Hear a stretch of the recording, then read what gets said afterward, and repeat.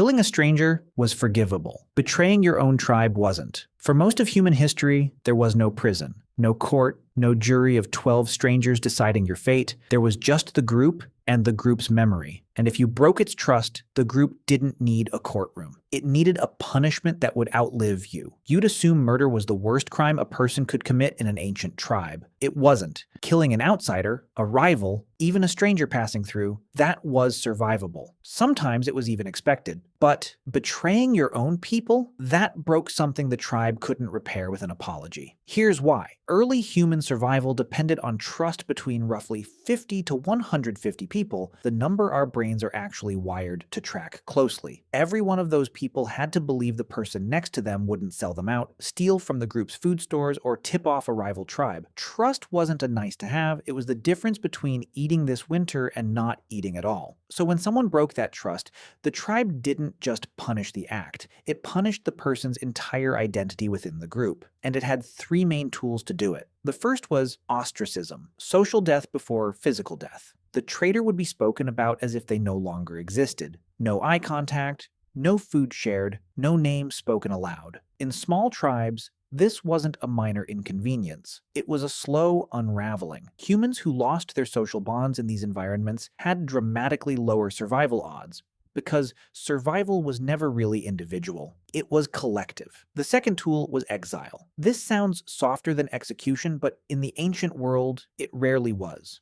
Send someone out alone, without a group, without shared knowledge of hunting grounds or water sources, and you weren't just removing them. You were handing them a slow, uncertain death and calling it mercy. Exile let the tribe say, "We didn't kill you. Nature did." The third tool, reserved for the worst betrayals, was ritual execution. And this is where it gets darker. Anthropological evidence from multiple tribal societies shows that when the ultimate punishment was carried out, it often wasn't quiet. It was public, deliberate, and designed to be witnessed by everyone. Because the punishment wasn't really for the traitor anymore. It was for everyone watching. It was a message. This is what happens when you put yourself above the group. This is the part that surprises people. A stranger who killed one of your own could sometimes be met with retaliation, then resolution. A life for a life, a debt considered paid. But a member of your own tribe who betrayed you, there was no equivalent debt to repay. Because they hadn't just broken a rule. They'd broken the thing the rule existed to protect, the belief that your own people had your back. We still carry this wiring today. Ask anyone which hurts more, a stranger lying to you once, or a close friend betraying your trust. The answer is almost universal. Not because betrayal by a friend is logically worse, but because our brains still run the same ancient math our ancestors did. Outsiders were never fully trusted to begin with. Insiders were. And breaking that trust costs more than any stranger ever could. Modern life has softened the punishments. We don't exile people into the wilderness anymore, but we still do the ostracism part almost perfectly. Silence, exclusion,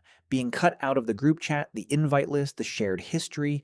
It looks different. It feels the same. Ancient tribes didn't have psychologists studying betrayal. They didn't need them. They'd already learned through thousands of years of small, fragile communities that betrayal from within was the most dangerous threat a group could face. More dangerous than any outside enemy. Enemies you could see coming. Betrayal, you couldn't. So the next time someone tells you forgiveness should always be automatic, remember that some of our oldest social instincts say otherwise. Some debts our ancestors decided were never meant to be repaid. If this kind of history messes with your head a little, you're exactly who this channel is for. Subscribe.